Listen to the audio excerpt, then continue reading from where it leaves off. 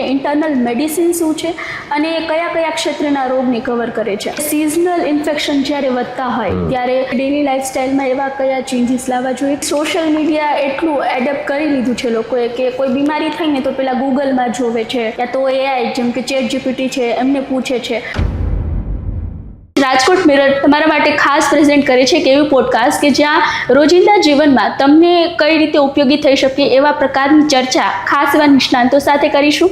તો આજની પોડકાસ્ટમાં આપણી સાથે જોડાયેલા છે એક એવા ડૉક્ટર જેઓ MD ઇન્ટરનલ મેડિસિન છે, સિનિયર કન્સલ્ટ, ક્રિટિકલ કેર અને ઇન્ફેક્શિયસ ડિઝીઝ જેવી મહત્વપૂર્ણ ભૂમિકા છેલ્લા કેટલાય વર્ષોથી ભજવી રહ્યા છે, જેઓ હાલ સ્ટર્લિંગ હોસ્પિટલ રાજકોટ ખાતે સેવા આપી રહ્યા છે. એવા જ આપણા આજના સ્પેશિયલ મહેમાન ડૉક્ટર સંકલ્પ M વણઝારા. તો ડૉક્ટર સર, આપનું ખૂબ ખૂબ સ્વાગત છે. ધન્યવાદ દીપાલીબેન. તો સૌપ્રથમ તો ડૉક્ટર સર, અમને સિમ્પલ ભાષામાં એ સમજાવો કે ઇન્ટરનલ મેડિસિન શું છે અને કયા કયા ક્ષેત્રના રોગને કવર કરે છે. એટલે ઇન્ટરનલ મેડિસિન એટલે આપણા શરીરમાં અંદરની ચાલતી બધી જ પ્રક્રિયાઓને કવર કરે છે. એટલે જે બી શરીરની બીમારીઓ હોય માથાથી પગ સુધીની કે જે શરીરમાં અંદર ઓર્ગન્સમાં, સિસ્ટમમાં શરીરનું નોર્મલ ફંક્શન કરવામાં તકલીફ કરે એ બધી બીમારીઓ ઇન્ટરનલ મેડિસિનના સ્પેશિયાલિસ્ટ ટ્રીટ કરતા હોય છે. એટલે ઇન્ટરનલ શબ્દ એટલે શરીરની અંદરનું અને મેડિસિન એટલે એની આખી સારવાર, એની બીમારી, એનું નોલેજ જાણનાર આ ડૉક્ટર હોય. એટલે રેગ્યુલર જે આપણે MD મેડિસિન કહીએ છીએ એ ડૉક્ટર MD ઇન્ટરનલ મેડિસિનના ડૉક્ટર જ કહેવાય. આજકાલ ઘણા લોકો તાવ આવે ને તો એવું સમજે છે કે ચાલશે, 2 દિવસમાં ઠીક થઈ જશે, પણ ડૉક્ટર તરીકે તમે એવી કઈ સાઇન જુઓ છો કે એ તમને લાગે કે આ સામાન્ય તાવ નથી? એટલે કોઈ બી જ્યારે તાવ આવે ત્યારે શરીરમાં કોઈ ઇન્ફેક્શન થયું હોય અથવા બીજો કોઈ પ્રોબ્લેમ ડેવલપ થયો હોય એની નિશાની છે. એટલે તાવ આવે ત્યારે વ્યક્તિના શરીરમાં શું ચેન્જીસ થાય એ ડૉક્ટર અમે તપાસ કરી અને અમને આઈડિયા આવતો હોય એક્ઝામિનેશન પછી કે આ તાવ સામાન્ય છે કે આ તાવ થોડો ગંભીર છે. જનરલ મુજબ બધાને સલાહ આપું તો તાવ કોઈ બી આવે, બીમારીની શરૂઆત થાય તો પહેલી 12-24 કલાક સુધી તમે સેલ્ફ મેડિકેશન કરો, પેરાસિટામોલ લ્યો. પેરાસિટામોલ સિવાય બીજી કોઈ દવા ન લેવાય. જો સામાન્ય તાવ હશે તો એકાદ ટેબ્લેટમાં મટી જશે, પણ 12-24 કલાકથી વધારે જો તકલીફ રહે તો એનો મતલબ કે આ સામાન્ય તાવ નથી અને આમાં ડૉક્ટરને બતાવવાની જરૂર છે. અને આવી પરિસ્થિતિમાં તમે આપના પોતાના MD ડૉક્ટર હોય એને બતાવો તો આગળની સારવાર એ નિદાન કરી અને સારવાર કરી શકે. ઇન્ટરનલ મેડિસિન એટલે શરીરની બધી અંદરની પ્રક્રિયાઓ કે જે શરીરના નોર્મલ ફંક્શન ચાલતા હોય, હાર્ટ, લંગ્સ, કિડની, લીવર, શરીરનું ડાયજેશન, મેટાબોલિઝમ, એટલે આ બધી જ વસ્તુ ઇન્ટરનલ મેડિસિનમાં આવે. અને જે MD ઇન્ટરનલ મેડિસિન ડૉક્ટર હોય એ શરીરના બધી જ બીમારીઓની સારવાર કરે. માથાથી પગ સુધી કોઈ બી બીમારી હોય જે શરીરના ફંક્શનિંગમાં પ્રોબ્લેમ કરે એની સારવાર MD ઇન્ટરનલ મેડિસિન ડૉક્ટરમાં આવે. જેમ કે સામાન્ય બીમારીઓ છે, ડાયાબિટીસ, BP, હાર્ટ પ્રોબ્લેમ, શ્વાસનો પ્રોબ્લેમ. એ સામાન્યથી આગળ વધો તો અમુક ઇન્ફેક્શન્સ છે, ટાઇફોઇડ, મલેરિયા, ન્યુમોનિયા. એનાથી આગળ વધો તો શરીરમાં અમુક વધારે કોમ્પ્લિકેટેડ બીમારીઓ થતી હોય છે જે મલ્ટી સિસ્ટમને અસર કરતી હોય છે. એટલે આવી બધી જ બીમારી જે શરીરમાં અંદર ફંક્શનિંગમાં પ્રોબ્લેમ ઊભો કરે અને જેની સારવાર દવાઓથી અને નિદાન ચેકઅપ અને રિપોર્ટથી કરી શકે એવા ડૉક્ટરે MD ઇન્ટરનલ મેડિસિનના ડૉક્ટર હોય, જેને આપણે સામાન્ય ભાષામાં MD મેડિસિન કહીએ છીએ. પણ ઇન્ટરનલ મેડિસિન એટલે શરીરનું ગૂઢ જ્ઞાન ધરાવનાર ડૉક્ટર હોય એ રીતે હોય છે. હવે સિઝનલ ઇન્ફેક્શન જ્યારે વધતા હોય ત્યારે લોકોએ એના રોજિંદા જીવનમાં એટલે કે ડેલી લાઇફસ્ટાઇલમાં એવા કયા ચેન્જીસ લાવવા જોઈએ કે એમનાથી બચી શકાય? આપણે કહેવત છે કે ઋતુ પ્રમાણે ખોરાક લેવો જોઈએ, દેશ એવા વેશ હોવા જોઈએ. એટલે એ જ રીતે આપણે ચાલવાનું હોય. જ્યારે સિઝન બદલાય, વાતાવરણ બદલાય, ઠંડીમાંથી ગરમી થાય, ગરમીમાંથી ઠંડી થાય કે ચોમાસું વરસાદ આવે, એટલે વાતાવરણમાં જે ફેરફાર આવે એમાં બધા જર્મ્સને તરત આપણને લાગી શકે. કારણ કે વાતાવરણનું ફ્લક્ચ્યુએશનને લીધે આપણા શરીરની ઇમ્યુનિટી ઓછી થાય અને બેક્ટેરિયા, વાયરસને આપણા શરીરમાં ઘર કરીને ગ્રો થવાનો મોકો મળે. એટલે આપણે આ ઋતુઓ ચેન્જ થાય ત્યારે એ પ્રમાણે પહેલું તો ખોરાક લેવો જોઈએ કે ચોમાસું હોય તો આપણે વાતાવરણમાં ભેજ હોય એટલે ગરમ હુંફાળો ખોરાક લેવો જોઈએ. એટલે જ આપણી કહેવત છે, આવરે વરસાદ જે ગીત છે, એમાં ઊની રોટલી ને કારેલાનું શાક. કારેલા કડવી વસ્તુ આપણને ઇન્ફેક્શનથી બચાવે. એટલે ચોમાસું આવે તો ગરમ હુંફાળો ખોરાક લેવો જોઈએ, બહારનું ન ખાવું જોઈએ. એ જ રીતે શિયાળો આવે ત્યારે વાતાવરણ ઠંડુ થાય ત્યારે કફ થઈ શકે, એટલે કફ વધે નહીં એ પ્રમાણે આપણે રાતના સૂતી વખતે હળદરવાળું દૂધ લઈએ, દિવસના બી આપણે ઠંડી વસ્તુ કે આઈસ્ક્રીમ અવોઇડ કરીએ. એ જ રીતે ઉનાળો આવે ત્યારે ટેમ્પરેચર ખૂબ વધારે હોય એટલે શરીરનું પાણી અને શરીરના સોલ્ટ્સ બધાય યુઝઅપ થવા માંડે. એટલે ઉનાળામાં આપણે હાઇડ્રેશન કરવું પડે, અને હાઇડ્રેશનમાં પાણી તો લોકો પીતા હોય છે, પણ ખાસ મારે એ કહેવું છે કે પાણીની સાથે થોડુંક સોલ્ટ્સ એ બધા અંદર જવા જોઈએ. એટલે લીંબુ પાણી પીવો ફૂલ ગરમી હોય ત્યારે, જ્યુસમાં નિમક નાખીને પીવો, છાશમાં નિમક નાખીને પીવો, ઇલેક્ટ્રોલ કે ORS પીવો. એટલે આ બધી જે આપણું ટ્રેડિશનલ ખોરાકની સ્ટાઇલ છે એ આપણને ઋતુ બદલાય અને બીમારીથી બચવા માટેની જ છે. પ્રોબ્લેમ એ છે કે આપણે હવે એ ટ્રેડિશન ભૂલી ગયા છીએ અને આપણે 12 મહિના આપણને લોકોને મન ફાવે એ રીતે ખાઈ પીવે છે, એટલે બીમારીઓ વધતી જાય છે. જો આપણે ઋતુ પ્રમાણે ખોરાકની ડિસિપ્લિન ફોલો કરીએ તો ઘણો ફાયદો દરેકને થાય. અને અમુક ટાઈમે તો એવું થાય છે કે વાતાવરણ છે ને એ બપોરે સવારે તડકો હોય તો પછી બપોર પછી વરસાદ આવતો હોય, તો એવા ક્લાઇમેટમાં શું કરવું જોઈએ? એટલે ગ્લોબલ વોર્મિંગને કારણે હવે ઋતુઓ અલગ અલગ ડિફાઇન નથી રહી. આપણે રાજકોટ ગુજરાતમાં ખાસ જોઈએ છીએ, એટલે આપણે થોડું વધારે એલર્ટ રહેવું પડે. હું ઘણી વાર મારા પેશન્ટ્સને કહું કે આજે ગરમી છે, તમે જ્યુસ પીવો છો ને કાલે વરસાદ પડ્યો તો મનમાંથી કાઢી નાખો કે ઉનાળો છે, એમ માની લ્યો ચોમાસું ને વરસાદ પડ્યો એ દિવસે તમારે ગરમ પી લેવું જોઈએ. ગરમ વસ્તુ એટલે ચાય કોફી સૂપ હું કહું છું, ગરમ ભજીયા કે ગરમ ગાંઠિયા નથી કહેતો. એટલે ઋતુ પ્રમાણે અને વાતાવરણનો પલટો થાય તો તરત આપણે એલર્ટ થઈ જવું જોઈએ. શ્વાસના દર્દીઓને હું તરત કહું કે ભાઈ ઉનાળામાં તમે કદાચ ઇન્હેલર એક જ ટાઈમ લ્યો, પણ જેવું ચોમાસું આવે કે જેવું ઠંડક થાય એટલે પાછું તમારું ઇન્હેલર 2 કે 3 વાર લેજો, અધરવાઇઝ તમને તરત તકલીફ થશે. એટલે આપણે ઋતુઓ સાથે એડપ્ટ થવું પડે તો આપણી હેલ્થ આપણે સાચવી શકીએ. અત્યારે મોસ્ટલી સોશિયલ મીડિયા એટલું એડેપ્ટ કરી લીધું છે લોકોએ કે કોઈ બીમારી થાય ને તો પેલા ગૂગલમાં જોવે છે, યા તો AI જેમ કે ChatGPT છે એમને પૂછે છે, અથવા તો કોઈ પણ રેન્ડમ મેડિકલ ઉપર જઈને સેલ્ફ મેડિટેશન કરે છે. તો એ કેટલું ગંભીર સાબિત થઈ શકે છે? એટલે ગૂગલ કે AIનો ઉપયોગ કરો એ ડેફિનેટલી જો જરૂર કરતાં વધારે ઉપયોગ કરો તો એ ગંભીર પરિણામ લાવશે જ. ગૂગલને AIને એક ગાઈડલાઇન્સ કે ગાઈડન્સ માટે ઉપયોગ કરવો જોઈએ લોકોએ, કે એમને કોઈ બીમારી થઈ તો થોડું પ્રાઇમરી ઇન્ફોર્મેશન એમાંથી મળે, જેથી ડૉક્ટર પાસે જાય તો એમને કઈ રીતે વાત કરવી, ડૉક્ટર શું કહેશે એના એક્સપેક્ટેશન તમે પહેલેથી મનમાં રાખો. પણ પ્યોર ગૂગલને AI પ્રમાણે સારવાર લેવાય નહીં. ગૂગલ તમને સામેથી પ્રશ્નો નથી પૂછવાના, ગૂગલ તમને તપાસવાનું નથી, AI તમને તપાસવાનું નથી. એ ફક્ત તમે જે પ્રોમ્પ્ટ આપો છો, ઇનપુટ આપો છો એ પ્રમાણે જવાબ આપે છે. જો તમારા પ્રોમ્પ્ટ ને ઇનપુટ ખોટા હશે તો જવાબ એ મિસગાઇડિંગ આવશે. એટલે AI પ્રમાણે સારવાર તો કરવાની જ નથી, ગૂગલ પ્રમાણે સારવાર ન કરાય. તમને પ્રાઇમરી માહિતી મળે જેથી તમે ડૉક્ટર સાથે વાત કરી શકો. બાકી જે ડૉક્ટરો બધું ભણીને તમને તપાસે, પોતે જોવે, અનુભવનો ઉપયોગ કરે, એ તમને સામા પ્રશ્નો પૂછે જેના ઉપરથી એ કન્ક્લુઝન લાવી શકે, એકેય વસ્તુ ગૂગલ કે AIમાં મળવાની નથી.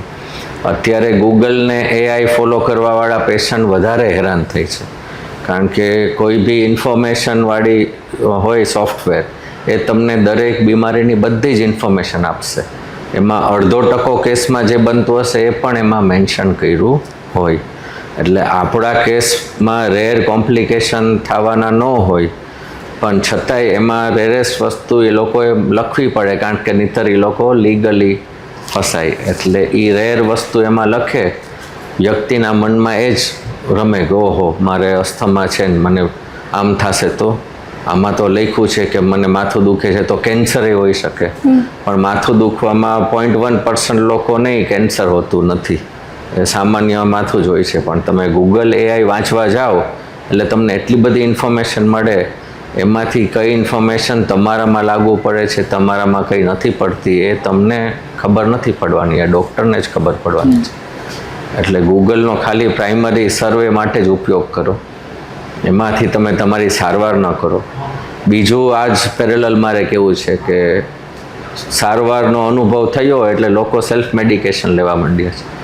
કે શરદીમાં એઝિથ્રોમાઇસિન બધાય શરદીની દવા તરીકે લેવા માંડ્યા છે. એઝિથ્રોમાઇસિન શરદીની દવા નથી, પણ બધા પેશન્ટને કોવિડ વખતે ઇન્ફેક્શન વધે નહીં એટલે એઝિથ્રોમાઇસિન આપતા હતા, તો લોકોના મનમાં હવે એમ છે કે શરદી એટલે એઝિથ્રોમાઇસિન.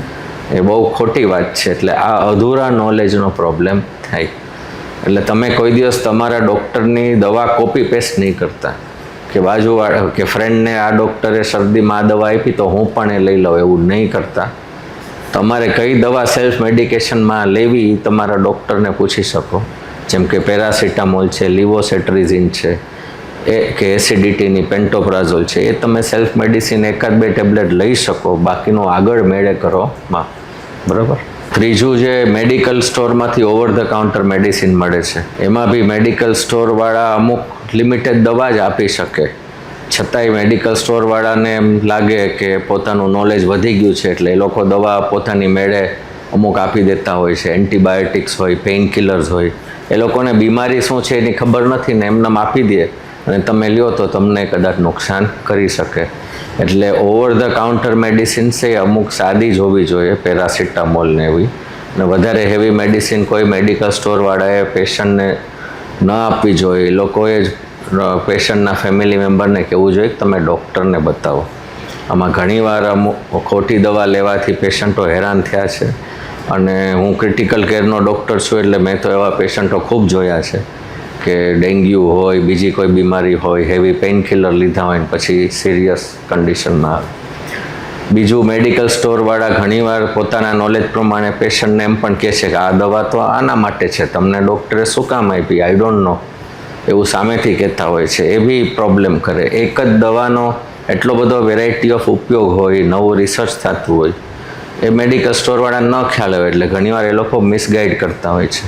મારે એવા ઘણા અનુભવ છે કે એક જ દવા જે લંગ્સ માટે વપરાય છે એ જ કિડની માટે વપરાય છે. મેં એક વ્યક્તિને કિડની માટે આપી તો મેડિકલ સ્ટોરવાળાએ એને કહ્યું કે આ તો લંગ્સની દવા છે, તમને ક્યાં ફેફસાનો પ્રોબ્લેમ છે, ડૉક્ટરે ખોટી દવા આપી છે. એટલે આવા ઉદાહરણો ઊભા ન કરો. બધા મેડિકલ સ્ટોરવાળાને રિક્વેસ્ટ છે કે ડૉક્ટરે દવા આપી હોય તો એ કોઈ પર્પઝથી આપી હોય તો એમાં પેશન્ટોને, તમારા મિત્ર હોય ને કોઈ, એવી કોમેન્ટ્સ કરીને મિસગાઈડ પણ ન કરો. અને આપ એમને કહી શકો કે આ એકવાર કન્ફર્મ કરી લો ડૉક્ટર પાસે, એટલું કહી શકો. રોગોથી બચવા માટે સ્ટ્રોંગ ઇમ્યુનિટી વધારે જરૂરી હોય છે. Yes. તો આપણી ડેઇલી લાઈફસ્ટાઈલમાં એવી કઈ 3 હેબિટ આપણે યુઝ કરી શકીએ કે જેનાથી ઇમ્યુનિટી બૂસ્ટ થાય? ઇમ્યુનિટી મેન્ટેન કરવી ખૂબ જરૂરી છે. ભગવાન આપણને ઇમ્યુન સિસ્ટમ આખી બોડીમાં આપી છે, જે સારી રીતે મેન્ટેન થાય અને આખી લાઈફ કામ કરતી રહે. એના માટે 3 વસ્તુ સૌથી મહત્ત્વની છે. એક ડાયટ, બીજું એક્સરસાઇઝ અને ત્રીજું સ્લીપ. ડાયટમાં કોઈ બી ખોરાક તમે લ્યો કે જે ઇમ્યુનિટીને સુધારે, કોઈ બી દવા લ્યો તે ઇમ્યુનિટીને સુધારે, તો એ બધી જ વસ્તુ over a period of time અસર કરશે. એવું નથી કે આજે તમે હળદર પીધી એટલે કાલથી તમારી ઇમ્યુનિટી સ્ટ્રોંગ, એવું નથી. તમારી ઇમ્યુનિટી ધીમે ધીમે બિલ્ડઅપ થાય, ધીમે ધીમે બગડે. ખરાબ ખોરાક ખાશો તો over a period of years તમારી ઇમ્યુનિટી બગડશે. સારો ન્યુટ્રિશિયસ ખોરાક ખાશો તો ધીમે ધીમે સ્ટ્રોંગ થશે. સારા ખોરાકમાં ડ્રાય ફ્રૂટ્સ છે, હળદર છે, પ્રોટીનવાળો ખોરાક જેમ કે કઠોળ છે, સારી રીતે બનાવેલું પનીર છે, વેજીટેબલ્સ છે ફ્રેશ. એમાં વેજીટેબલ્સ ને ફ્રૂટ્સમાં ખાસ પ્રોપર બેકિંગ સોડાથી વોશ કરીને ખાજો, કારણ કે ઉપર જેટલા પેસ્ટિસાઇડ્સ હોય એ આપણે બેકિંગ સોડાથી રિમૂવ કરી શકીએ. પછી એની છાલ કાઢીને ખાઓ તો અંદરનું જે આપણું ફ્રૂટ ને વેજીટેબલ્સ છે એ આપણને હેલ્પ કરે. એટલે ફ્રૂટ્સ, વેજીટેબલ્સ, ડ્રાય ફ્રૂટ્સ, કઠોળ, પનીર, એ બધા ઇમ્યુનિટી બૂસ્ટ કરે. પછી આપણા જે આ ઘરેલું બધી વસ્તુ છે, તુલસી, ફુદીનો, અદરક, હળદર, સૂંઠ, એ બી ઇમ્યુનિટી બૂસ્ટર છે. બધું પ્રમાણસર લેવું જોઈએ, એક્સેસિવ નહીં. અને ખરાબ ખોરાક લેશો તો ઇમ્યુનિટી ધીમે ધીમે બગડશે. પછી એ ઇમ્યુનિટી બગડેલી હોય એને સુધારવામાં ફરીથી વધારે ટાઈમ આપવો પડે. સેકન્ડ વસ્તુ એક્સરસાઇઝ. આપણું બોડી, હાથ પગ એક્સરસાઇઝ, કામ કરવા, શારીરિક કામ કરવા માટે બનાવ્યા છે. હવે અત્યારે આપણી સેડેન્ટરી લાઈફ છે એટલે આપણે ફિઝિકલ એક્ટિવિટી નથી હોતી, એટલે આપણે ઓબેસિટી ને બીજા ઘણા પ્રોબ્લેમ આવે છે અને ઇમ્યુનિટી પણ આપણી ડાઉન થાય છે. એટલે રોજ પ્રોપર ફિઝિકલ એક્ટિવિટી હોવી જોઈએ, એક્સરસાઇઝ હોવી જોઈએ. અને એમાં પણ વેરાયટી ઓફ ફિઝિકલ એક્ટિવિટી રાખો. ખાલી તમે સાયકલિંગ કરતા રહો તો ખાલી સાયકલિંગના જ બેનિફિટ મળશે, પછી તમને યોગાના બેનિફિટ નહીં મળે, જે મસલ સ્ટ્રેન્થનિંગ એક્સરસાઇઝના નહીં મળે. એટલે એક્સરસાઇઝમાંય વેરાયટી રાખો. એક જ એક્સરસાઇઝ ફોલો કરો. ઘણા એમ કહેતા હોય કે હું તો આખી જિંદગી રોજ ચાલ્યો છું છતાંય હું કેમ બીમાર પડ્યો, કારણ કે વોકિંગ ઇઝ નોટ એડિક્વેટ. બધું આપણે બધી પ્રકારની એક્સરસાઇઝ કરવી જોઈએ. અને થર્ડ થિંગ, સ્લીપ સૌથી મહત્ત્વનું છે, કે સ્લીપ ઓછી થાય અથવા ઇનફ થાય પણ એ ઇન્ટરપ્ટેડ સ્લીપ હોય છે, વચમાં તમે જાગી જાઓ, તો એ બંને સ્લીપ આપણા શરીરને જે અંદર રિપેરિંગ પ્રક્રિયા કરી શકતી નથી. એક તો તમારે એડિક્વેટ એટલે 6 થી 8 કલાક ઊંઘ કરવી જોઈએ. કોઈની જરૂરિયાત 6 કલાકની હોય, કોઈની 7ની હોય, કોઈની 8ની હોય. 8 કલાકથી વધારે ઊંઘ ન કરે એ પણ નુકસાન કરે. અને સ્લીપ સારી અનઇન્ટરપ્ટેડ હોવું જોઈએ, વચ્ચે વચ્ચે તમે જાગી જાઓ ને એવું ન થવું જોઈએ. ઘણાને સ્લીપ ડિઝોર્ડર હોય છે તો એનું નિદાન કરીને આપણે સારવાર કરી શકાય. પણ સારી સ્લીપ લેવી જરૂરી છે. અને રાતના સમયમાં ઊંઘ કરો. તમે 8 કલાક દિવસે સુવો અને રાતના કામ કરો એ પણ સારું નથી, એ પણ આપણી ઇમ્યુનિટી કોમ્પ્રોમાઇઝ કરે.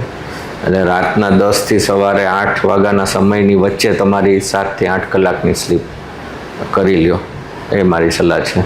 બહુ મોડું 12 વાગ્યા પછી આજના જમાનામાં ન સૂવું જોઈએ. આઈડિયલ ઇઝ કે 8-9 વાગે સૂઈ જાઓ, પણ ચાલો થોડીક નાઇટ લાઈફ બધા જોતા હોય તો 11 વાગ્યા સુધીમાં તો સૂઈ જવું જોઈએ.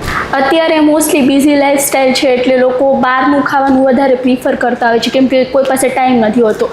ઓરેન્જ તો સવારે ટાઈમ કાઢીને જીમમાં જાય છે તો ત્યાંથી પ્રોટીન પાવડરની એવી સલાહ આપે છે, તો પછી વધારે કન્ઝ્યુમ કરે છે. ઓરેન્જ તો એના સિવાય બીજું કંઈ કન્ઝ્યુમ જ નથી કરતા. તો એનું તમારે શું કહેવું છે?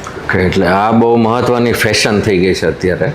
હવે તમે બહાર કામ કરતા હો અને બહારનું ફૂડ ખાવું પડે તો બહારનું ફૂડ એવું ખાઓ કે જે ન્યુટ્રિશિયસ હોય ને તમને ફાયદો કરે. એટલે બહાર જાઓ એટલે તમને એક્સક્યુઝ મળી ગયો ને તમે વડાપાઉં, સમોસા ને કચોરી ને પીઝા ખાઓ, એ ખોટું છે. તમારે બહાર ખાવું પડે તો બી તમે ન્યુટ્રિશિયસ ફૂડ, દાલ રાઈસ છે, કઠોળ છે, ઢોકળા છે, એવું ખાઓ. હું બધાય મારા ફ્રેન્ડ્સને અને પેશન્ટને સલાહ આપતો, તમે નાસ્તામાં સિંગ દાળિયા ખાઓ, રેવડી ખાઓ, ડ્રાયફ્રૂટ ખાઓ. અને બહાર જમવું હોય તો તમે જે આપણું સ્ટેપલ ફૂડ કે ઇડલી, ઢોસા, ઢોકળા, થેપલા, ખીચડી, દાલ રાઈસ, કઠોળ એવું ખાઓ તો નુકસાન ન કરે. તમે જંક ફૂડ ખાશો, જંક ફૂડ એટલે Indian junk food, western junk food. Indian એટલે સમોસા, કચોરી ને પાણીપુરી ને સેવપુરી ને, એટલે એ પણ તમને નુકસાન કરશે, કારણ કે એમાં ન્યુટ્રિટિવ વેલ્યુ ન હોય અને તળેલું હોય. અને વેસ્ટર્ન જંક ફૂડ એ નુકસાન કરશે. એટલે બહારનું ખાઓ તો સારી જગ્યાનું સારું ફૂડ ખાઓ. બાકી બને એટલું ઘરનું આપણું જે આપણા મેનુમાં ન્યુટ્રિશિયસ ફૂડ હોય એ લેવું જોઈએ. બીજું જે આ પ્રોટીન પાવડર્સ છે અને ઇવન ઇમ્યુનિટી વધારવાની દવાઓ આવતી હોય છે ઘણી, એનું બહુ માર્કેટિંગ થાય છે. એટલે પ્રોટીન પાવડર્સનો એ પ્રોબ્લેમ છે કે એ પ્રિઝર્વેટિવ્સવાળા હોય, અને અમુક પ્રિઝર્વેટિવ્સ એવા હોય કે જે હોય અપ્રૂવડ આપણા ફૂડ ઓથોરિટી, પણ એ અપ્રૂવડ એટલી પ્રમાણમાં હોય કે તમે રોજ રોજ નથી લેવાના તો એટલું ચાલે, કે કોકવાર તમે આ પ્રિઝર્વેટિવવાળું ખાધું તો ચાલે. હવે રોજ રોજ તમે પ્રિઝર્વેટિવ્સવાળા પ્રોટીન પાવડર પીવો તો એનું પણ બોડીમાં નુકસાન થાય. એમાં પ્રિઝર્વેટિવ્સ એક પ્રકારના કેમિકલ્સ છે, એ બોડીમાં ઘણી જગ્યાએ અસર કરી શકે, લીવરમાં કરી શકે, તમારા બ્લડ સેલ્સમાં કરી શકે. એટલે ડેઇલી આવા પ્રોટીન પાવડર પ્રિઝર્વેટિવવાળા ન લેવાય, થોડું નેચરલ પ્રોટીન ઉપર જવાય. તમે રેગ્યુલર રોજ એક્સરસાઇઝ કરતા હો તો પ્રોટીન લેવું જરૂરી છે. નેચરલ રોજ લ્યો, નેચરલ ન લઈ શકો એ દિવસે પ્રોટીન પાવડર લો, એવી મારી સલાહ છે. અને એ જ રીતે ઇમ્યુન બૂસ્ટર દવા લેવા કરતાં ઇમ્યુન બૂસ્ટિંગ આપણી કિચન રેમેડીઝ ને કિચન ફૂડ લ્યો તો એ પણ કોઈ પ્રિઝર્વેટિવ વગરનું હોય. તમને એના કન્ટેન્ટ ખબર છે, પેલી ઇમ્યુન બૂસ્ટર દવાના કન્ટેન્ટ તમને ખબર નથી. હા, ડૉક્ટર જે લખે કે ભાઈ આ દવા લ્યો ઇમ્યુનિટી માટે, તો એ ડૉક્ટરને ખબર છે કે આના કન્ટેન્ટ્સ પ્રોપર છે, તો એ ફોલો કરો. મેળે ન્યૂઝપેપરમાં અને એડ જોઈને ઇમ્યુન બૂસ્ટર દવા ન લેવી. તો આપણે ઘરે પ્રોટીન પાવડર બનાવી શકીએ? હા, પ્રોટીનવાળું તમે બનાવી જ શકો. તમને સરસ આવડતું હોય તમે પ્રિપેર કરી શકો. એટલે એમાં આપણે કઈ વસ્તુ યુઝ કરી શકાય? એટલે જેમાંથી પ્રોટીન મળે એ વસ્તુ હું તમને કહી શકું. એનો પાવડર બને કે નહીં મને નથી ખબર, મારા વાઈફને પૂછવું પડશે. પણ કઠોળ, દાળિયા, ચણા, મગ, ચોળી, દરેક પ્રકારના કઠોળ છે, રાજમા છે, બરાબર, એમાં પ્રોટીન સારા પ્રમાણમાં હોય. બદામમાં, અખરોટમાં, ડ્રાયફ્રૂટ્સમાં સારા પ્રમાણમાં હોય. દહીં, દૂધ અને પનીર એમાં સારા પ્રમાણમાં હોય. રસગુલ્લા એ પ્રોટીનવાળું જ છે, પણ એનું શુગર કાઢીને ખાવું જોઈએ. એટલે મખનામાં પ્રોટીન સારું હોય. એટલે પ્રોટીન કન્ટેન્ટવાળી વસ્તુ લઈને તમે એનો પાવડર બનાવો અથવા તમે ડાયરેક્ટ ખાઓ. પાવડરમાં તમારે ચાવવું નથી પડતું. તમે મોઢામાં ડાળિયા મૂકીને ચાવીને પાવડર બનાવો, દાંતની કસરત થશે. એટલે એ પ્રોટીનવાળું નેચરલ લ્યો અને પ્રિઝર્વેટિવવાળા પ્રોટીન પાવડર અવોઇડ કરવા જોઈએ, ડેઇલી ન લેવા જોઈએ. કોઈ પણ રોગ પહેલાં બોડી હંમેશા નાના નાના સિગ્નલ આપણને આપતી હોય છે, પણ એ આપણે અવોઇડ કરીએ છીએ. તો ડૉક્ટર પ્રમાણે તમે શું સલાહ આપશો કે કયા સિગ્નલને તમારે ધ્યાન આપવું જોઈએ અને તમારે તરત જ ડૉક્ટરની મદદ લેવી જોઈએ? એટલે નાના નાના સિગ્નલ્સ બોડી થોડા દિવસથી આપતા હોય એ મોટાભાગની બીમારીમાં બનતું હોય છે. છતાંય અમુક વાર એવું હોય છે કે વિધાઉટ ધો સિગ્નલ્સ એ બનતું હોય છે. એટલે અમુક આપણે વોર્નિંગ સાઇન્સ ને સિમ્ટમ્સ કહેતા હોય કે તમને આટલી આટલી વસ્તુ થાય તો તમારે તરત ડૉક્ટરને મળવું જોઈએ. એક તો તમને થાક લાગતો હોય, તમને સ્ટેમિના ન લાગતો હોય, સવારે ઉઠો તો તમે ફટીગ લાગતા હો અને દિવસના કામ કરવાની તમારી કેપેસિટી ઓછી થઈ જાય, તો આ એક જનરલ સિમ્ટમ છે કે બોડીમાં કંઈક બની રહ્યું છે, કંઈક ખામી છે અથવા કોઈક પ્રોબ્લેમ છે. બીજું કે તમને સોજા આવે, શ્વાસ ચડે, ઉધરસ આવે, તો આ બધી વસ્તુ સામાન્ય ન કહેવાય. એટલે એમાંય કંઈ પ્રોબ્લેમ હોય નિદાન કરવું જોઈએ. ઉધરસ 2 વાર આવીને તરત ડૉક્ટર પાસે પહોંચ્યા એમ નહીં. આ રેગ્યુલર સિમ્ટમ તમને આવતા હોય કે રોજે રોજ ઉધરસ હોય દિવસમાં, કે પછી છાતીમાં દુખાવાનું તો આપણને બધાને ખબર જ છે, પણ હાર્ટનો છાતીનો દુખાવો છે કે બીજો કોઈ છે એ ઘણીવાર એમનામ સિમ્ટમ ઉપરથી નક્કી ન થાય. એટલે તમને જો સિગ્નિફિકન્ટ પેઇન થતું હોય, તમને ડાબે થાય એવું જ નથી, હાર્ટનું પેઇન વચ્ચે થાય, પાછળ થાય, લેફ્ટ થાય, ઘણીવાર જોઝમાં થાય, એટલે ક્યાંય બી પેઇન થતું હોય આ અપર ચેસ્ટમાં તો ડૉક્ટરને તરત બતાવવું જોઈએ. પછી ડૉક્ટર ચેક કરે કે કંઈ પ્રોબ્લેમ નથી તો પછી ડૉક્ટરની સલાહ ફોલો કરવાની. પછી બીજા બી સિમ્ટમ હોય, ઇન્ડાઇજેશનના હોય, લૂઝ મોશન્સ હોય, એટલે કાંઈ બી બોડીમાં પ્રોબ્લેમ હોય, શરૂઆતમાં માઇલ્ડ હોય સિમ્ટમ, પછી વધતા જાય. એટલે માઇલ્ડ સિમ્ટમને નિગ્લેક્ટ નહીં કરવાના. મેં પહેલાં કહ્યું એમ, કોઈ બી તકલીફની દવા એકાદ ટેબ્લેટ તમે લ્યો પણ પછી સારું ન થાય તો ડૉક્ટરને મળો. તમને ઉધરસ હોય તો ઉધરસની સિરપ તમે 1 કે 2 વાર લ્યો પણ સારું ન થાય તો ડૉક્ટરને મળો. લૂઝ મોશન હોય તો પ્રોબાયોટિકનું સેશે 1 વાર લ્યો પણ ભાઈ સારું ન થાય ડૉક્ટરને મળો. એટલે કોઈ બી સિમ્ટમને નિગ્લેક્ટ ન કરો. એની સામે એક્સેસિવ ઘણી વાર થઈ જતું હોય કે નાની નાની વાતમાં વ્યક્તિ ડૉક્ટર પાસે પહોંચે, પણ ઇટ ઇઝ ઓકે, તમે તમારી સેફટી માટે પહોંચો છો ને પછી તમારા ડૉક્ટર તમને સમજાવી શકે કે આટલી વસ્તુમાં તમે ચિંતા નહીં કરતા, મારી પાસે નહીં આવતા ને આટલા પ્રોબ્લેમ હોય તો આવજો. એ તમારા ડૉક્ટર સાથે તમે ડિસ્કસ કરી શકો. અત્યાર સુધીના તમારા અનુભવ પ્રમાણે આજની લાઈફસ્ટાઈલમાં લોકો એવી કઈ ભૂલ કરે છે હેલ્થ વાઇઝ કે જે સુધારવી જોઈએ? એટલે સૌથી મોટો પ્રોબ્લેમ તો સૂવાના ટાઈમિંગ્સ બદલાઈ ગયા છે, નાઇટ લાઈફ થઈ ગઈ છે. એ પહેલો પ્રોબ્લેમ છે. જો તમે પ્રોપર ટાઈમે સૂવો અને શરીરને રિપેરિંગ કરવાનો, પોતાનો પ્રોબ્લેમ્સ ક્લિયર કરવાનો ટાઈમ આપો તો ઘણી ખરી વસ્તુ એમાં જ ક્લિયર થઈ જાય.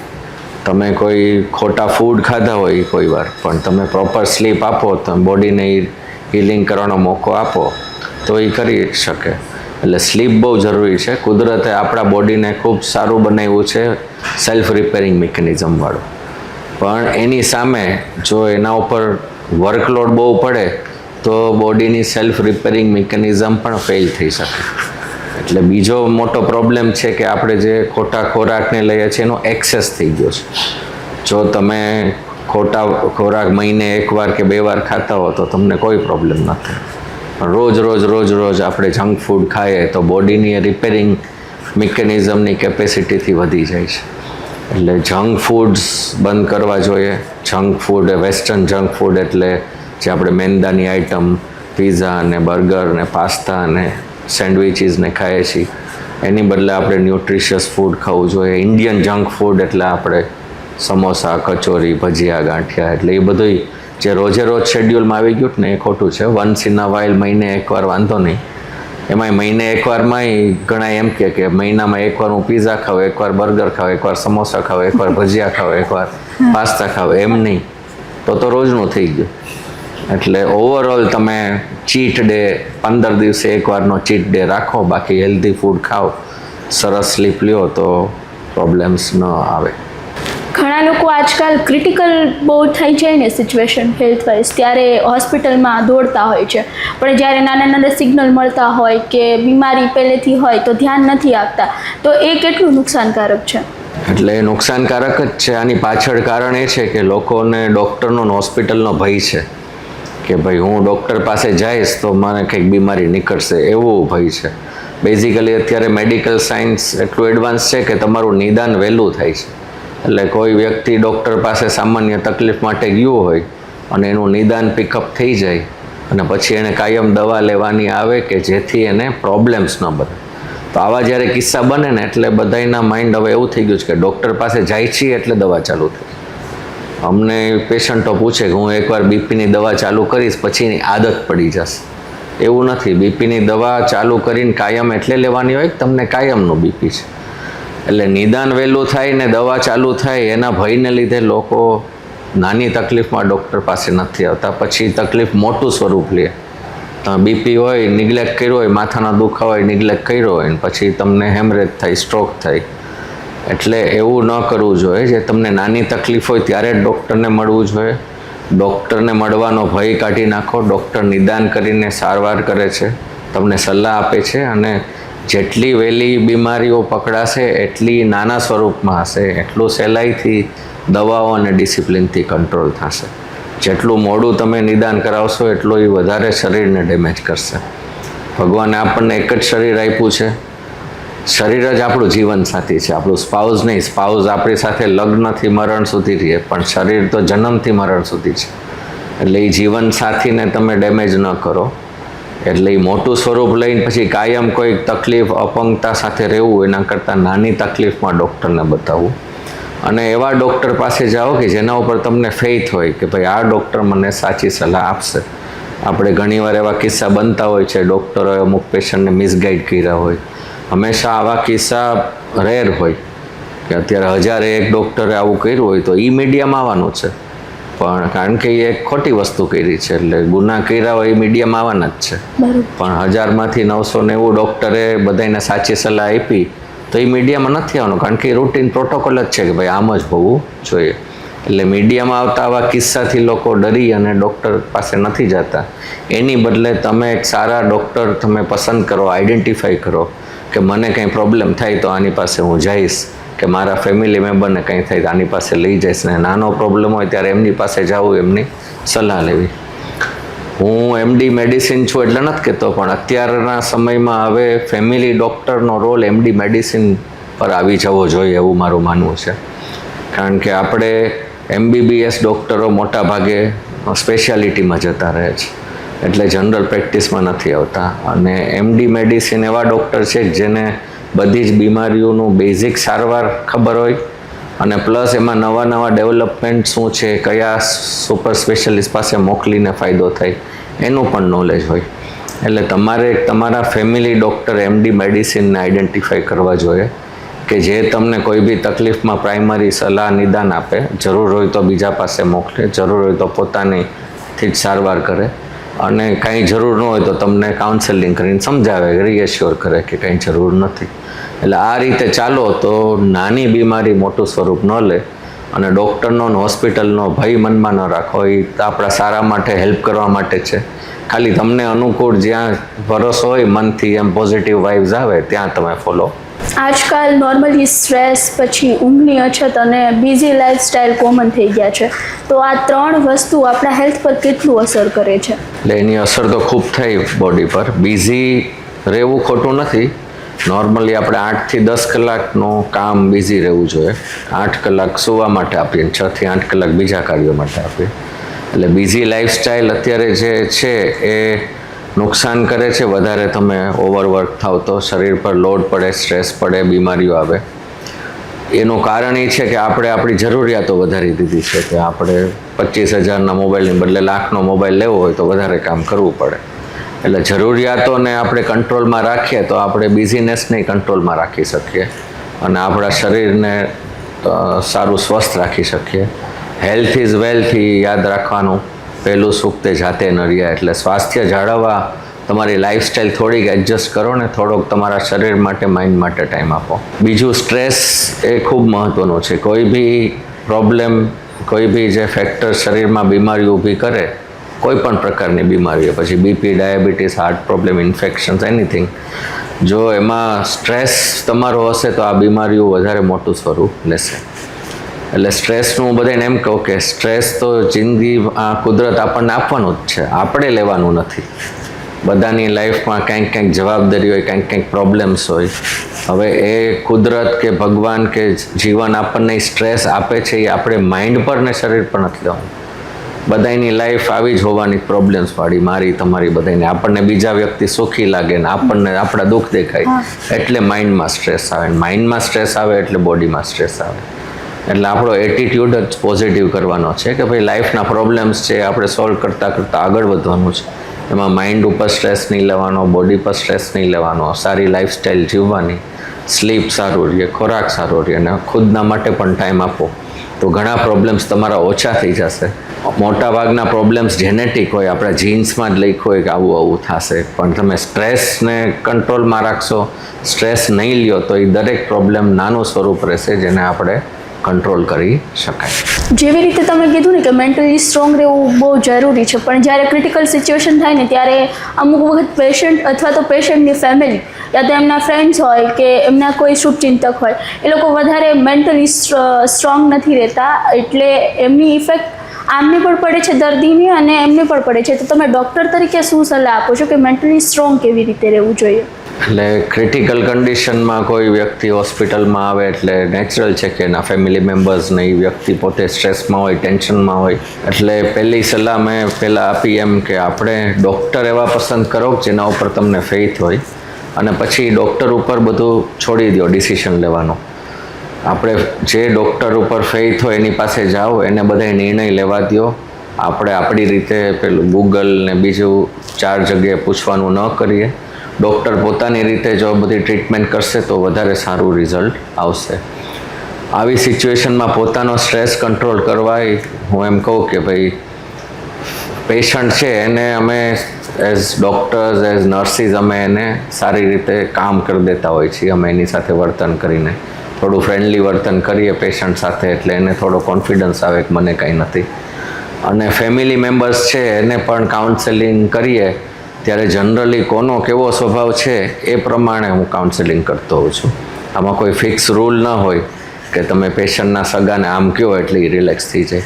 ફેમિલી સાથે ઇન્ટરેક્ટ કરીએ એટલે આઈડિયા આવી જાય કે આપણે એમને કેવી રીતે રિલેક્સ કરવા, પેશન્ટની બીમારી શું છે એ જોઈને આપણે આઈડિયા આવે કે ફેમિલીને કઈ રીતે કાઉન્સેલ કરવું. એટલે એઝ અ ડૉક્ટર, નર્સિસ અમે ફેમિલીને કામ રહેવા માટે અમારી રીતે જે એક્શન્સ લેતા હોય કરતા હોય.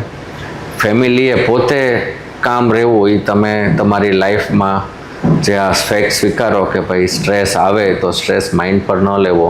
તમે ઠંડા રહીને જે ડિસિઝન લેશો એ જ ડિસિઝન સાચા હશે. જો એન્ઝાઇટીમાં, સ્ટ્રેસમાં ઉતાવળ થઈ જાય તો ડિસિઝન ખોટા થાય અને આપણને તકલીફ પડે. એટલે મેન્ટલ કામ રહેવાનું ટેવ પાડો. એના માટે મેડિટેશન, યોગા કરી શકો અને નેચરલ તમારો સ્વભાવ જ એવો બનાવી શકો. ટીનેજર્સને અને યંગસ્ટર્સને હું ખાસ કહીશ કે તમે નાની ઉંમરે જ તમારો સ્વભાવ આવો મોડ્યુલેટ કરીને કરી શકશો. એકવાર તમે મોટા થયા પછી તમને તમારો સ્વભાવ બદલવામાં મુશ્કેલી પડે. એટલે નાનપણથી, સ્કૂલ એજથી, કોલેજથી જ કામથી જાઓ, સ્ટ્રેસમાં ન આવો, બધી વસ્તુ ઠંડા માઇન્ડથી, દિમાગથી હેન્ડલ કરતાં શીખો તો આવી કોઈ બી ક્રિટિકલ સિચ્યુએશનમાં પણ આપને પ્રોબ્લેમ નહીં થાય. આજકાલ મેઇનલી COPD, અસ્થમા કે સ્વાસ્થ્ય સંબંધિત બીમારીઓ જે છે એ વધી રહી છે, તો એની પાછળના મુખ્ય કારણો શું છે? એટલે શ્વાસની બીમારીઓ જે COPD છે એ ખાસ હવામાં રહેલા પોલ્યુશનથી થતી હોય છે. એટલે પહેલાંના જમાનામાં સ્મોકર્સમાં થતી કે લેડીઝમાં જે ધુમાડાવાળો ચૂલો ફૂંકતા રોજ એમાં થતી. સ્મોકર્સમાં તો થાય જ છે કાયમ, પણ અત્યારે એનું પ્રમાણ એટલે વધ્યું છે કે આપણે વાતાવરણમાં પણ પોલ્યુટન, સ્મોક એ બધું વધી ગયું છે કે વ્હીકલ્સ એટલા વધી ગયા, ઇન્ડસ્ટ્રીઝ એટલી વધી ગઈ ગ્રીનલેન્ડ ઝાડવાવાળો એરિયા ઓછો થતો જાય, એટલે હવામાં પોલ્યુશન વધતું જાય, સ્મોક વધતું જાય. ટ્રીઝ જે આપણા ઝાડવા છે જે હવાને પ્યોરિફાઈ કરે છે એની સંખ્યા ઘટતી જાય, એટલે આ શ્વાસની બીમારીઓ વધી છે. COPD સિવાય અસ્થમા છે એક અલગ પ્રકારની બીમારી છે જે હોય કુદરતી તમારા જેનેટિક્સમાં જ હોય, પણ આ વાતાવરણના લીધે અસ્થમાના એટેક્સ વધારે આવે. એટલે આ વાતાવરણ આવું પોલ્યુશનવાળું થયું છે એટલે અસ્થમાના એટેક્સ વધી ગયા છે, અસ્થમાના કિસ્સા બહાર આવે છે. એટલે આ બધી બીમારીઓ મેઇન પોલ્યુશન, હવામાન એને લીધે થતી હોય છે. પણ એને જ કંટ્રોલ કરવા માટે આપણી બોડીની ઇમ્યુનિટી, જે તમે દવા લ્યો છો બીમારી માટે, દવા તો હેલ્પ કરે જ છે, પણ એ સિવાય તમારી ઇમ્યુનિટી તમે સુધારશો તો આ બધી જ બીમારીઓની તીવ્રતા ઘટશે અને દવાઓના ડોઝ પણ ઓછા થશે. 5 એવી સારી હેલ્થ હેબિટ્સ જે ડેઇલી લાઈફસ્ટાઈલમાં આપણે એડોપ્ટ કરવી જોઈએ. રાતના વહેલા સૂઈને સવારે વહેલા ઉઠવું એ ખૂબ મહત્ત્વની હેબિટ છે. પછી સવારના સમયમાં એક્સરસાઇઝ કરવી, ઇટ ઇઝ બેટર ધેન ઘણા ઇવનિંગમાં કરતા હોય છે આફ્ટર વર્ક. એક્સરસાઇઝ ઇવનિંગમાં થાય તો વાંધો નહીં, પણ મોર્નિંગ ઇઝ ઓલવેઝ બેટર. સવારના એક્સરસાઇઝ સારી કરવી. પછી ત્રીજું છે પૌષ્ટિક આહાર, ન્યુટ્રિશિયસ, જે આપણે સ્કૂલમાંય ભણેલા છીએ, બેલેન્સ ડાયટ, અને આપણે ટ્રેડિશનલી પણ શીખેલા છીએ. એમાં ડાયટમાં સવારનો બ્રેકફાસ્ટ સારો હેવી હોવો જોઈએ, જેમાં ફ્રૂટ્સ ને કઠોળ તમે રાખો અને સાથે જે તમે અનાજ લેતા હોય. બપોરનું લંચ મીડિયમ હોવું જોઈએ ને ઇવનિંગનું ડિનર સાવ લાઇટ હોવું જોઈએ. ઇવનિંગ ડિનર બને એટલું વહેલું કરવું, અંધારા પછી ડિનર લેવું સારું નહીં. અત્યારની લાઈફમાં એ પોસિબલ નથી, પણ બને એટલું વહેલું ડિનર કરો, બને તો 8 વાગ્યા પહેલાં લાઇટ ડિનર કરો, અને પછી તમે 10 વાગ્યા પછી સૂવો તો 2 કલાકમાં એ પચી પણ જાય. એટલે થર્ડ આ હેબિટ ફૂડની. ફોર્થ હેબિટ છે કે મેન્ટલ હેબિટ, કે સ્ટ્રેસ ન લેવું, કામ રહેવું. તમારે આખો દિવસ કામ તો કરવાનું જ છે, તમને પ્રોબ્લેમ્સ આવવાના જ છે, પણ એ પ્રોબ્લેમ્સને સ્વીકારવાના, એના સોલ્યુશન કરવાના, એનાથી ટેન્શનમાં ન આવવું, સ્ટ્રેસમાં ન આવવું. એ ચોથી સારી હેબિટ છે. અને 5મી સારી હેબિટ છે સારા મિત્રો બનાવવા, કે જે મિત્રો તમારી આ લાઈફસ્ટાઈલ બગાડે નહીં, જે મિત્રો તમને સાચી સલાહ આપે, એવા વ્યક્તિ સાથે રહો તમે, એટલે તમારું પણ લાઈફ સાચા ટ્રેક પર ચાલે.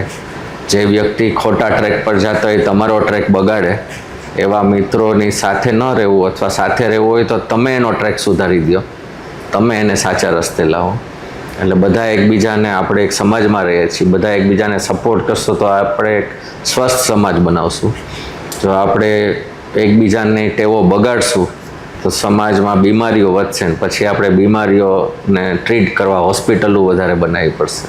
એના કરતાં બેટર છે કે હેલ્ધી લાઈફસ્ટાઈલ આપણે કરીએ. અમુક બીમારીમાં ડૉક્ટર છે એ કોર્સ સજેસ્ટ કરતા હોય છે કે આ દવાનું કોર્સ તમારે લેવાનું છે, પણ અધવચ્ચે જો બીમારી બંધ થઈ જાય ને તો કોર્સ આપમેળે એ લોકો બંધ કરી દેતા હોય છે. તો શું એ કરવું યોગ્ય છે કે નથી? નહીં, જરાય યોગ્ય નથી. અમુક દવાઓનો કોર્સ જે હોય પૂરો કરવો જ જોઈએ, નહીંતર બીમારી પૂરી કંટ્રોલ થયા વગર અંદર શરીરમાં રહી જાય અને પછી ફરીથી થોડા સમય પછી ઉથલો મારે. એટલે એમાં એન્ટીબાયોટિક્સ છે, સોજા ઉતારવાની અમુક દવાઓ છે, ઘણીવાર અમે સ્ટીરોઇડ વાપરતા હોય અમુક બીમારીમાં. એટલે આવી અમુક દવાઓ છે, એનો તો કોર્સ નહીં કરો તો બીમારી ઉથલો મારશે.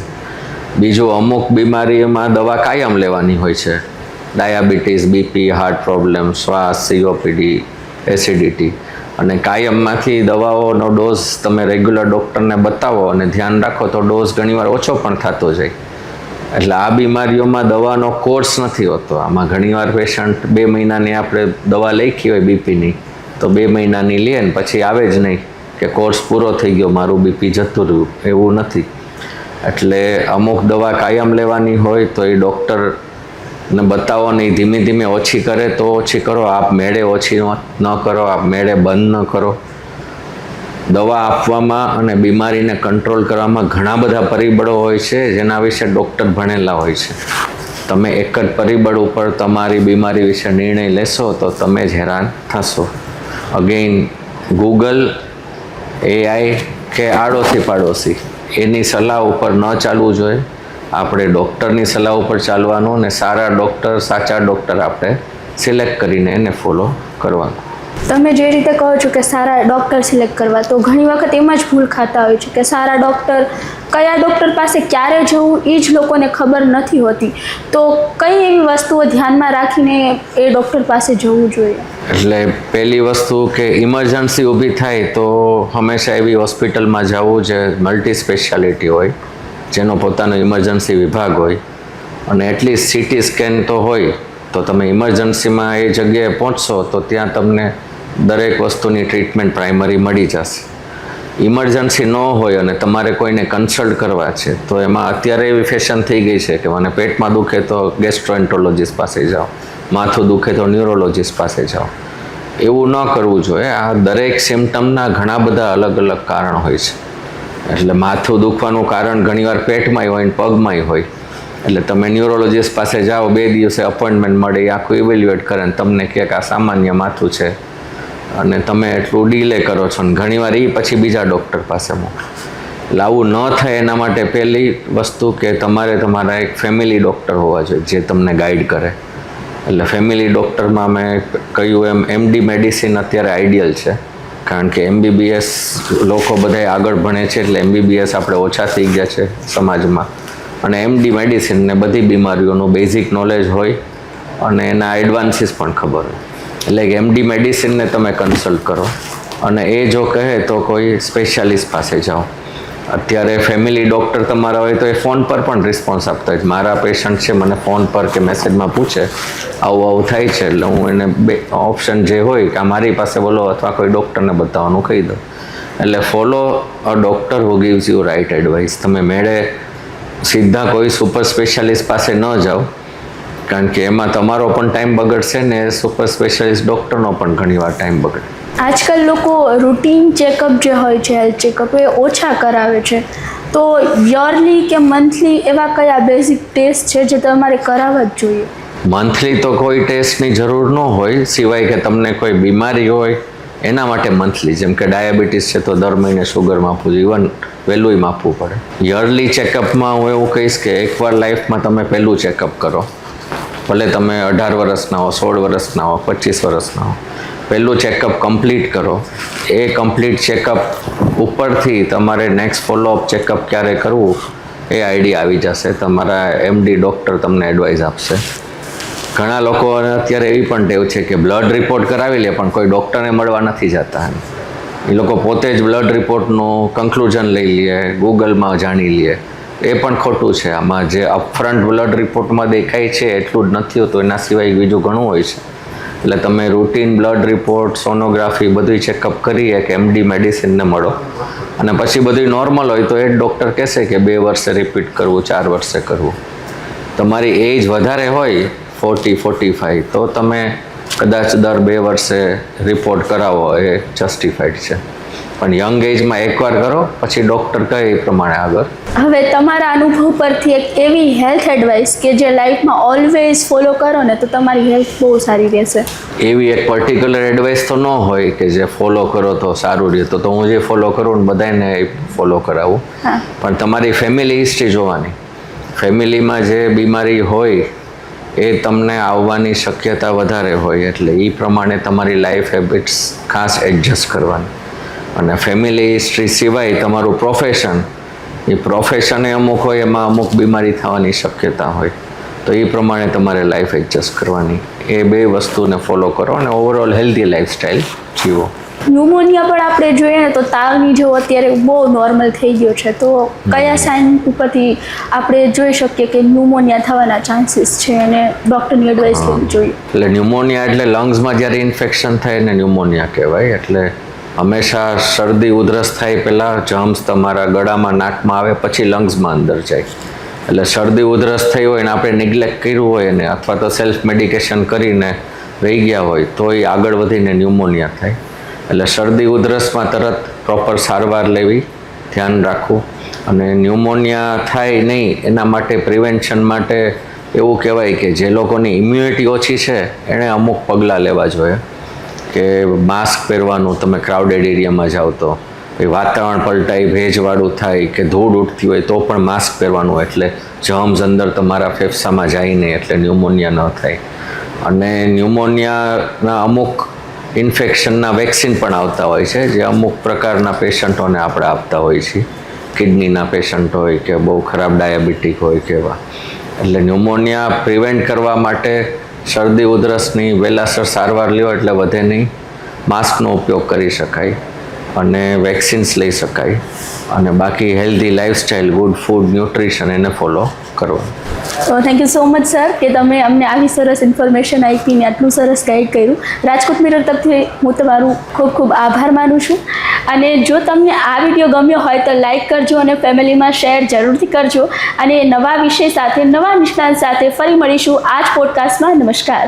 થેન્ક યુ દીપાલીબેન, અને થેન્ક યુ રાજકોટ મિરર કે મને આજે અહીં બોલાવીને મારા વિચારો વ્યક્ત કરવાનો મોકો આપ્યો. આભાર.